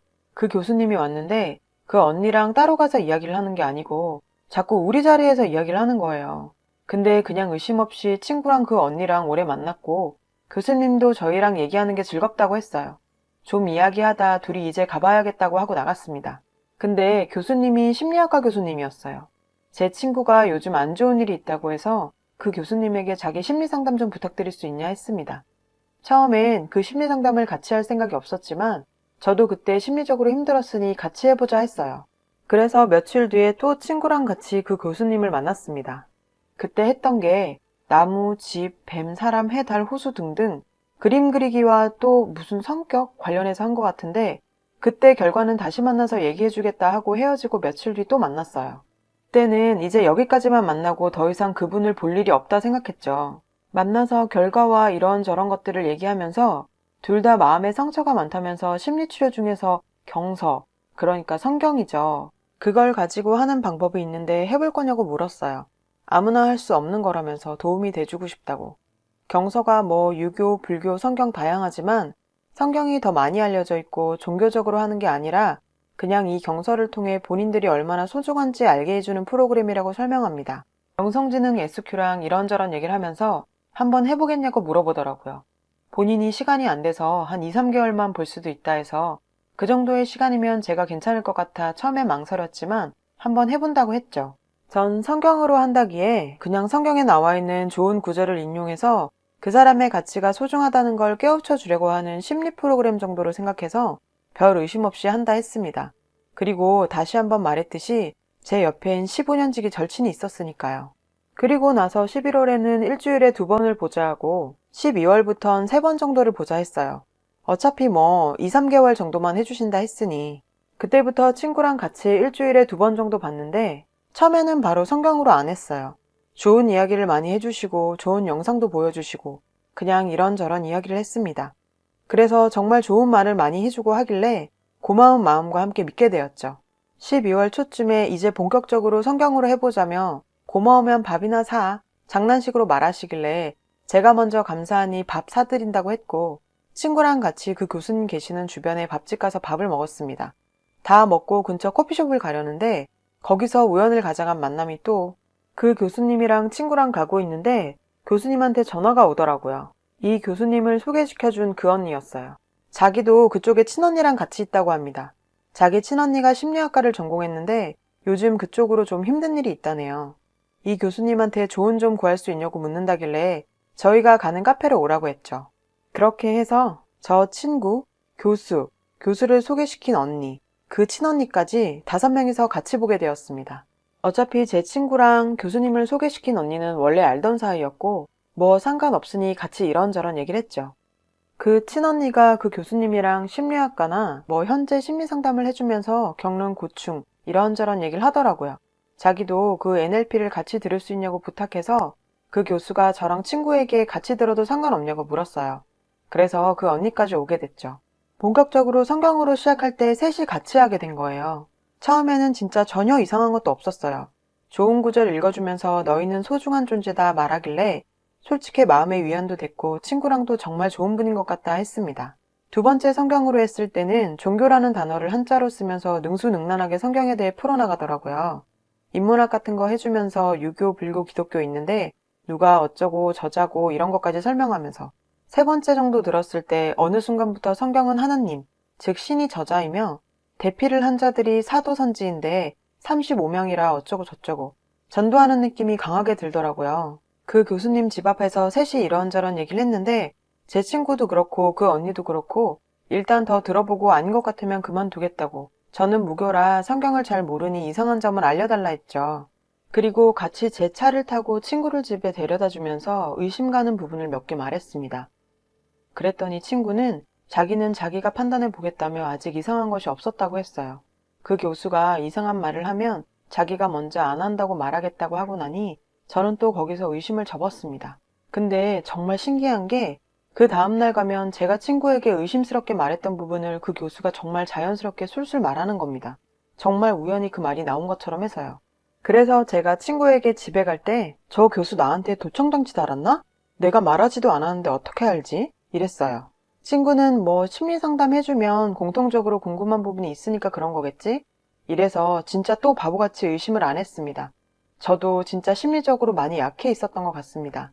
원래 의심이 많은 성격인데. 그리고 이걸 시작했을 때 그 교수라는 사람이 인터넷 믿지 말라고 검색해보지 말라고 하더군요. 가족들이나 남친한테 지금은 말하지 말고 좀 지나면 말하라고 했어요. 이유는 아무리 심리상담이지만 경서로 한다고 하면 사람들이 일단 의심부터 하고 오해한다면서요. 그러면서 좀 더 해주고 싶다고 길면 1년까지도 걸린다 하더라고요. 어차피 그렇게 할 생각도 없었고 딱 말한 기간까지만 할 생각이었습니다. 그 교수라는 사람한테 부담드리기도 싫었고요. 어느 날 제가 술 먹고 우연히 가족들에게 말했고 사실 남친은 처음에 심리상담부터 지금까지 얘기했을 때 별로 의심 가는 부분이 없다고 했어요. 근데 엄마랑 오빠는 뭔가 이상하다며 하지 말라 말렸어요. 전 힘들 때 우연히 친구를 통해 알게 된 분이 해주시는 거라며 울면서 싸우기까지 했습니다. 제가 하는 거 안 믿어준다며. 진짜 그날 저희 친오빠 멱살까지 잡을 뻔. 그날 서러워서 많이 울고 인터넷에 검색을 했습니다. NLP 성경부터 검색했는데 여기서 의심을 시작하기 시작했어요. 친구한테 새벽에 카톡을 캡처해서 보내면서 이상하다고 했습니다. 친구는 또 계속 자기가 들어보고 판단하겠다 시전하며 저한테는 알아서 하라고 하더군요. 제가 다음날 가는 날이었는데 그날 감기가 심하게 걸려 아파서 오전에 그 교수에게 못 간다고 전화했어요. 저는 당연히 제가 안 가면 그 언니랑 친구 둘이 할 줄 알았는데 제가 안 간다고 취소가 됐다고 하더라고요. 여기서부터 점점 더 이상하다고 생각이 들었습니다. 일 끝나고 일주일에 3번 참석하는 것도 힘들고 심리 상담을 해줘도 심적으로 위안이 되지 않았어요. 더 스트레스 받는 것 같아서 그 교수에게 전화를 했습니다. 도움 주셔서 정말 감사하지만 전 오래 할 생각이 없다고 말했어요. 그때 가서 말하면 안 좋은 상황이 될까봐 정말 죄송하고 감사하지만 올해는 못할 것 같다고 했어요. 그랬더니 알겠다고 하면서 지금이라도 안 하고 싶으면 안 해도 된다고 했습니다. 하지만 걱정돼서 그러니 해볼 때까지 해보고 정 안 되면 안 해도 된다고 해서 또 의심을 접었죠. 붙잡는 게 아니니까. 그래도 일단 다음 달까지만 한다고 말했어요. 그 뒤에 몸이 많이 좋아져서 다시 만났는데 연말 계획을 물어보더군요. 마지막 주에 회사 회식도 있고 선약도 있어서 그 주만 하루밖에 못 나온다고 했어요.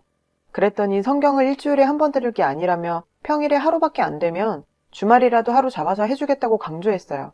거절을 수십 번 하고 나서야 집에 갈 수 있었어요. 그날 이후로 의심이 점점 커져서 인터넷 검색을 하는데 검색하다 보니 연관 검색어에 신천지라는 것이 보였어요. 그때부터 신천지 전도 방법, 포교 방법을 네이버, 유튜브, 구글 등에 엄청나게 검색을 해봤습니다. 사실 제가 몇 번 의심을 했었음에도 의심을 접었었던 이유가 이 모든 과정들이 일어나려면 그 중심엔 제 15년지기 친구가 있어야 했기 때문이었어요. 그 의심이 확신이 들 때는 제 친구가 그 신천지의 일원이라는 걸 깨달았을 때였어요. 근데 그건 생각하기도 싫었고 믿기도 싫었습니다. 하지만 검색을 하면서 그 의심이 점점 확신이 되었어요. 결정적으로 100% 확신이 들었던 건 신천지 포교 방법이랑 관련 영상이었어요. 신천지에서 잎사귀라는 역할이 있는데 그게 100% 제 친구 역할과 일치했습니다. 보고책에도 있었는데 제 친구가 그 교수에게 다 보고했던 것 같더라고요. 의심이 확신이 되는 순간 친구한테 말했어요. 다음날 친구는 자기도 그걸 보고 검색을 했는데 신천지 뭐 이런 거 연관 검색어 뜨고 해서 봤다고 합니다. 그러면서 신천지 맞는 것 같기도 하다며 동조하더라고요. 그래서 제가 이거 안 해야겠다고 말했더니 제 친구는 또 그 사람들 이야기 들어보고 판단하겠다고 말합니다. 여기서 중요한 게 잎사귀들은 끌어들이려는 사람을 의심하면 자기는 들어보고 판단하겠다고 말한답니다. 그리고 이상하면 자기가 먼저 나가겠다고 강조합니다. 이런 것도 다 세뇌교육 받는 과정 중 하나라고 해요. 만약 신천지라고 걸렸을 때는 울면서 연기까지 하라고 시킨다네요. 저는 그래서 친구에게 나중에 너 아니지? 물었어요. 자기는 아니라고 해서 제가 그래 당연히 아니니 해줬어요. 믿고 싶지 않다고. 그럼 네 주변 사람이 신천지일 확률이 높은데 너랑 나랑 끌어들이려고 한 거다. 그럼 찾아서 깽판 쳐버릴까? 이랬더니 누군지 어떻게 찾냐며 그냥 우리 둘 다 당한 거니까 여기서 있자 이런 식으로 말하더라고요. 그때부터 제가 욕하면서 왜 못 찾냐고 너랑 나랑 3개월 전부터 만난 카페 언니부터 시작해서 그 교수까지 제가 다 얘기했어요. 우리를 속인 사람이 카페 언니일까 아니면 소장일까 교수일까 아님 이 인간들이 다 한통속일까 물었어요. 그리고 친구에게 너 진짜 아니지? 하고 물었고요. 그때 진짜 이상했던 게 친한 친구나 소중한 사람이 어떤 일을 내가 안 했는데 의심을 하면 전 미쳐 돌아버릴 것 같고 눈물 날 것 같고 왜 의심하냐고 난리쳤을 텐데 너무 침착하더라고요. 우리 같이 당한 거 아니냐면서. 그러면서 저한테 그래도 도움을 준 교수니 문자로만 그만하자고 하지 말고 만나서 같이 이야기를 들어보고 그만두자 하더라고요. 그래서 제가 예의? 멱살 안 잡는 것만으로도 다행으로 알아. 넌 너한테 사기치려고 한 인간들한테도 예의 지킬 거냐? 했더니 그거랑 다른 거 아니냐고 합니다. 진짜 여기서 100% 확신을 가지게 됐어요. 제 친구도 신천지였다는 걸요. 제가 욕하면서 너 지금 하는 행동이 진짜 의심스럽고 네가 이러니까 내가 더 의심을 하게 된다고. 내가 지금 열받고 다 죽여버리고 싶은 거 참고 있으니까 그만 보자 했어요. 이거 말고도 진짜 할 말이 더 많은데 너무너무 글이 길어질 것 같아서 그만 정리할게요. 어쨌든 제 친구는 잎사귀 역할인 것 같았고요. 저 하나 끌어들이려고 6명에서 작전을 짜고 판을 짜서 사기판을 만들어서 거짓말을 밥 먹듯이 하며 끌어들이려 했다는 사실에 화가 치밀어 올랐죠. 의심하기 싫었던 제 친구가 거기에 관련돼 있다는 생각과 그동안 저를 보며 했던 연기들을 생각하며 친구가 배신감에 치를 떨었어요. 천연덕스럽게 거짓말하면서 연기했던 모습 생각하면 무섭기까지 하더라고요. 죽을 만큼 힘든 사람 심리 이용해서 사람 마음 농락하고 15년 된 친구한테 사기쳐가면서 판 짜면서 사람 끌어들이는데 이게 제정신들입니까? 저도 정말 제 자신이 시간 쓰고 돈 쓰며 당한 게 한심스럽습니다. 심리가 그만큼 약해져 있을 때 누구든 안 당한다고 할 수 없습니다. 다들 조심하세요. 가족으로 위로가 되지 않는다면 정식으로 상담센터를 직접 방문해 보시는 게 좋을 것 같아요. 긴 글 읽어주셔서 감사합니다.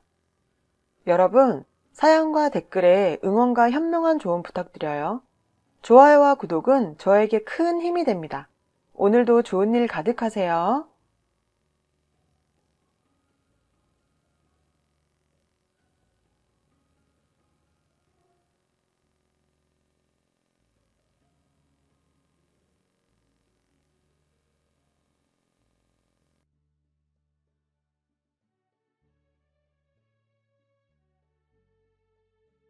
안녕하세요. 오늘도 사연살롱을 찾아주셔서 감사합니다.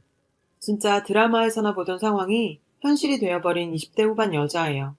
무뚝뚝하지만 저한테만은 따뜻했던 남편의 소름 돋는 배신으로 상처받았습니다.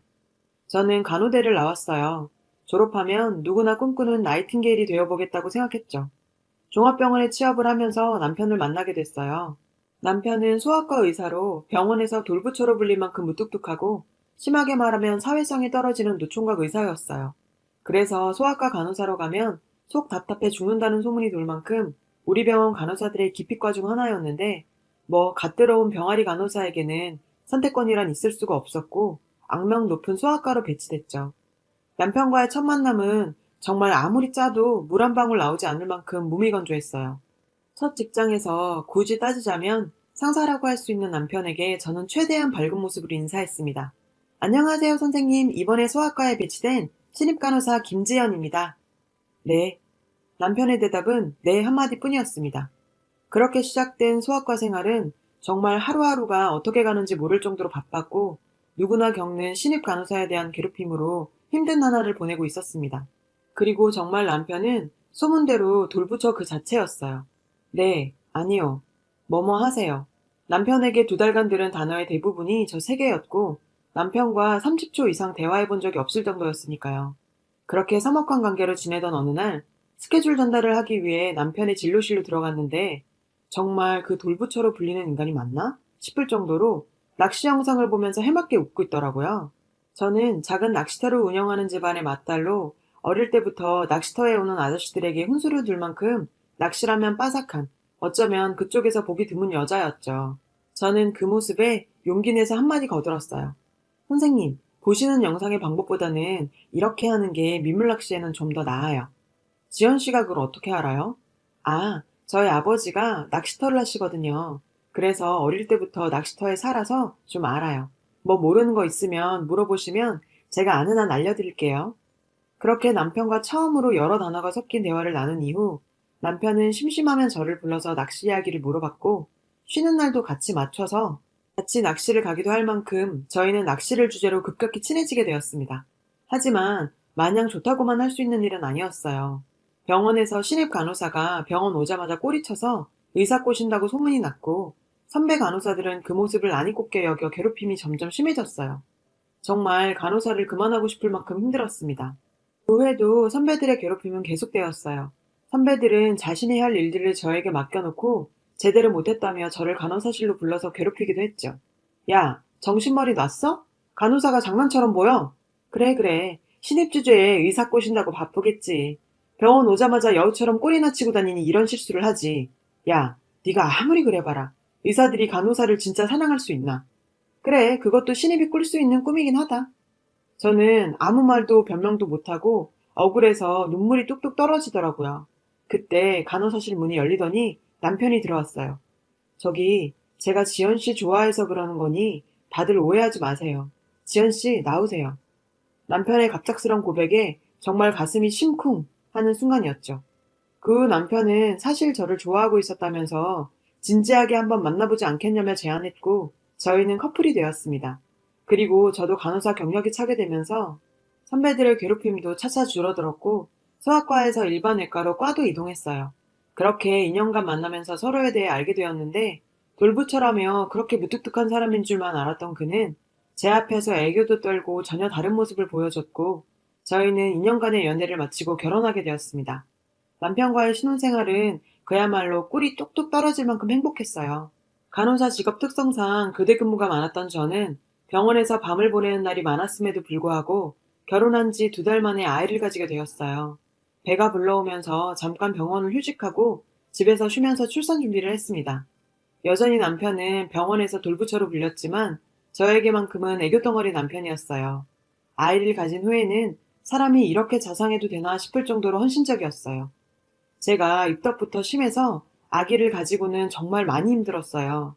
임신에서도 튼튼하게 지내다 출산하는 분들도 많은데 저는 임신 기간이 참 힘들었습니다. 저한테는 여동생이 하나 있어요. 서울에서 공무원 시험을 준비하고 있었죠. 그 소식을 들은 동생이 집에 와서 제 출산 준비를 도와주게 됐어요. 시험 준비나 열심히 하라고 했지만 하나뿐인 언니가 출산하는데 이 정도 시간은 낼 수 있다며 힘들었던 기간에 힘이 되어줬습니다. 동생이 도와준 덕에 무사히 예쁜 딸아이를 출산할 수 있었고 아이를 돌보는 게 몸이 힘들긴 했지만 정말 너무 예쁜 내 새끼 키우는 맛에 즐거운 시간을 보냈어요. 하지만 동생은 그의 공무원 시험에 떨어졌어요. 왠지 그게 제 탓인 것 같아서 너무 미안했습니다. 저희 집이 좀 어려워서 넉넉하게 기간을 두고 시험을 치를 여건은 아니었어요. 남편은 그런 제 동생에게 돈 걱정은 하지 말고 다음 시험 준비하라며 매달 용돈도 주면서 지원했고 굳이 방 얻어서 나가지 말고 우리 집에서 시험 준비하라며 제 동생까지도 배려해줬어요. 저는 제 가족까지도 잘 챙기는 남편 모습에 또 한 번 감동받았습니다. 남편은 퇴근 후엔 소아과 의사답게 아이 케어를 정말 전문가처럼 했어요. 퇴근 후에는 남편이 아이를 돌봐주면서 제 복직 준비도 할 수 있게 도와줬죠. 남편과 같은 병원에 근무하는 건 사람들 보는 눈도 있고 좀 부담스러워서 다른 병원으로 지원해서 복직하게 되었습니다. 이제 병아리 간호사가 아닌 경력 4년차 간호사 생활을 시작했어요. 제가 야간 당직하는 날에는 동생이 공부하고 돌아와 아이도 돌봐줘서 저도 마음 놓고 일할 수 있었어요. 그렇게 남편과 동생은 많은 시간을 집에서 함께 지내다 보니 보통 형부 처제 사이라기보단 거의 친구 사이라고 해도 믿을 만큼 친해졌어요. 저도 제 동생과 남편이 잘 지내는 모습을 보니 정말 좋았고요. 하루는 퇴근 후 집에 들어갔는데 남편이 팬티 차림으로 동생과 맥주를 마시고 있더라고요. 아무리 친해도 처제 앞에서 팬티 차림이 뭐냐고 제가 잔소리를 했는데 남편은 뭐 매일 보는 사이인데 팬티 차림이 뭐 어떠냐고 허허 웃더라고요. 최근 둘이서 술 마시는 경우도 늘어나고 스킨십도 자연스러워진 것 같아 절대 그럴 일 없겠지만 신경이 좀 쓰이던 차였어요. 제가 야간 당직 후라서 좀 예민했나 싶기도 했지만 육감이었던 건지 뭔지 모를 찜찜함이 남아있었죠.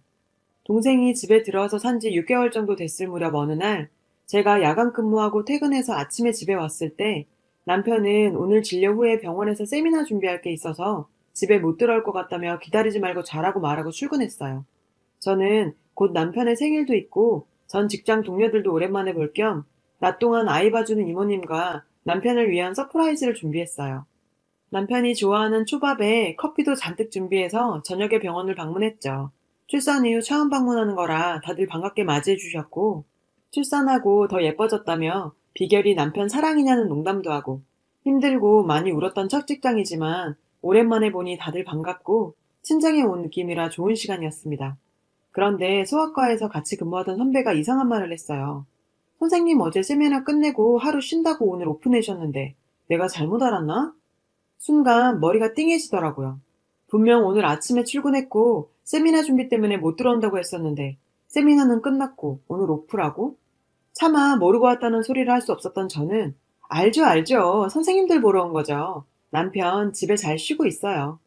저도 모르게 이상한 변명 같은 말을 하고 병원을 나섰고 집에 오는 길에 진짜 별의별 생각이 다 들더라고요. 마음이 복잡한 일이 있어 낚시를 갔나 생각도 했지만 낚시 갈 때는 항상 저한테 말하고 갔었거든요. 집에 돌아오니 아직 동생도 안 들어와서 이모님께서 아이를 보고 계시더라고요. 일단 이모님을 빨리 퇴근시켜드렸고 동생한테 전화하니 통화가 되지 않아서 걱정하며 기다렸어요. 결국 둘 다 그날 집에 들어오지 않았어요. 제 이상한 기분들은 자꾸 무언가를 의심하게 만들더라고요. 절대 그럴 일 없을 텐데 그런 의심을 하는 제 자신이 한심하기도 했지만 의심이 되는 건 풀어야죠.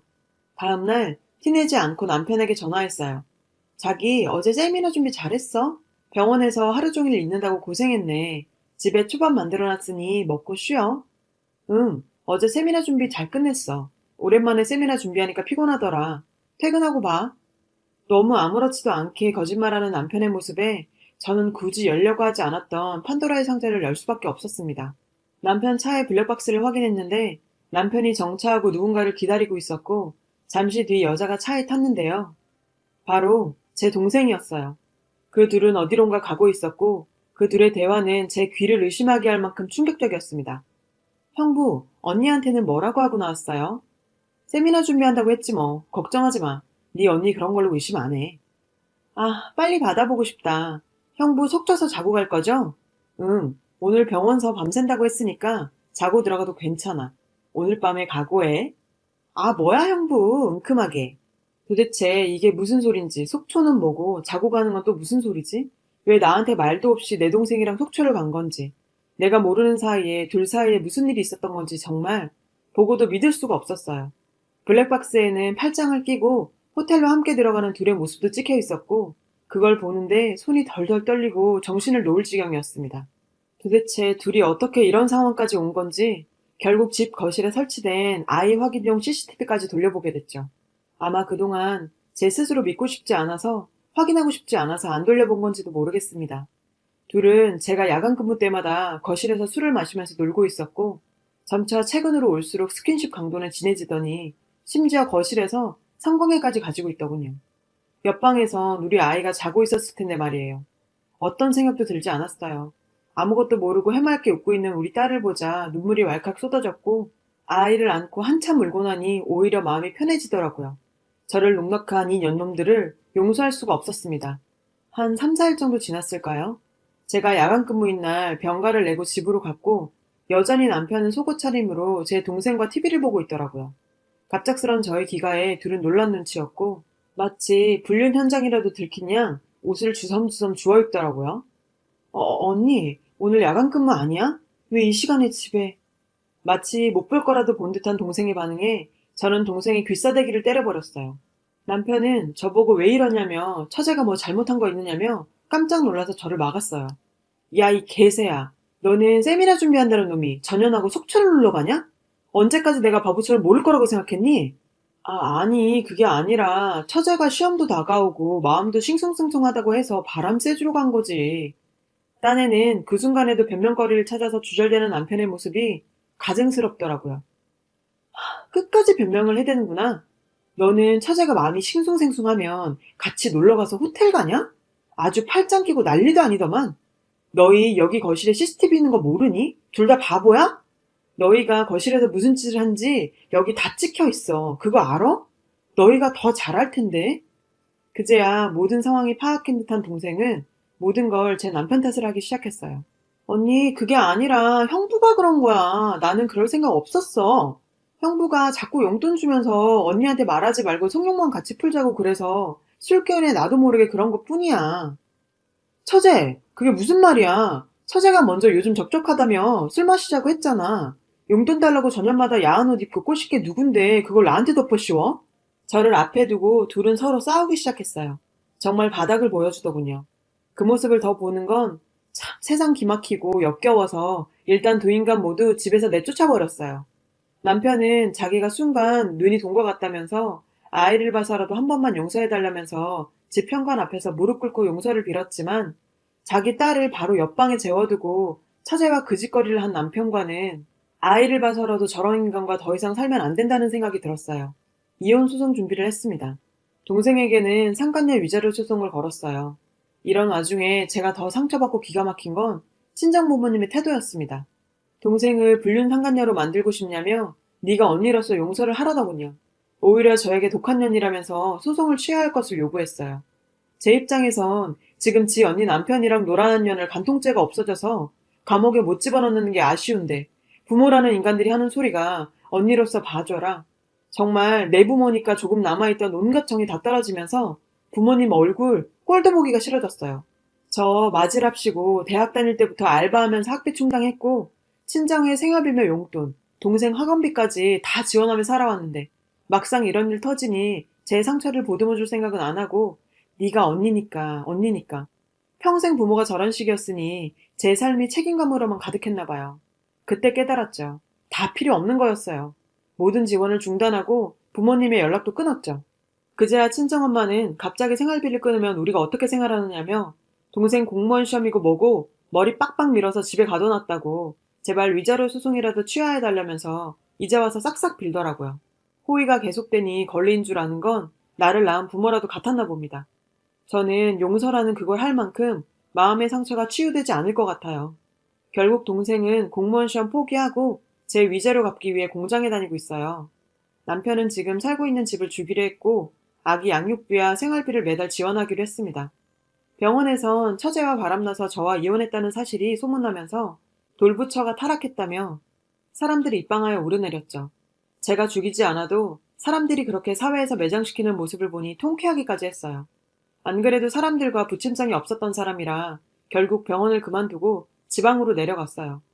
그렇게 사랑하고 믿었던 인간들의 배신으로 제 인생은 정말 혼돈의 시간을 보냈어요. 그렇게 시간은 흐르고 다 잊고 살 수는 없겠지만 지난 일들 돌이켜볼 여유는 생긴 것 같아요. 나쁜 일을 하고도 자기가 떳떳한 것 마냥 잘 사는 사람들도 있겠지만 남편과 동생을 보면 인생이란 게 다 불공평하지만은 않은 것 같네요. 인과응보죠 뭐. 딸과 둘이 사는 세상이 쉽지만은 않습니다. 그래도 참 행복하다는 생각이 듭니다. 매일 커가는 예쁜 딸이 방긋 웃는 모습을 보면 하루의 피로도 풀려버리네요. 두서없이 써내려간 글이지만 격려와 용기를 주셨으면 합니다. 읽어주셔서 감사합니다. 여러분, 사연 댓글에 응원과 현명한 조언 부탁드려요. 좋아요와 구독은 저에게 큰 힘이 됩니다. 오늘도 좋은 일 가득하세요.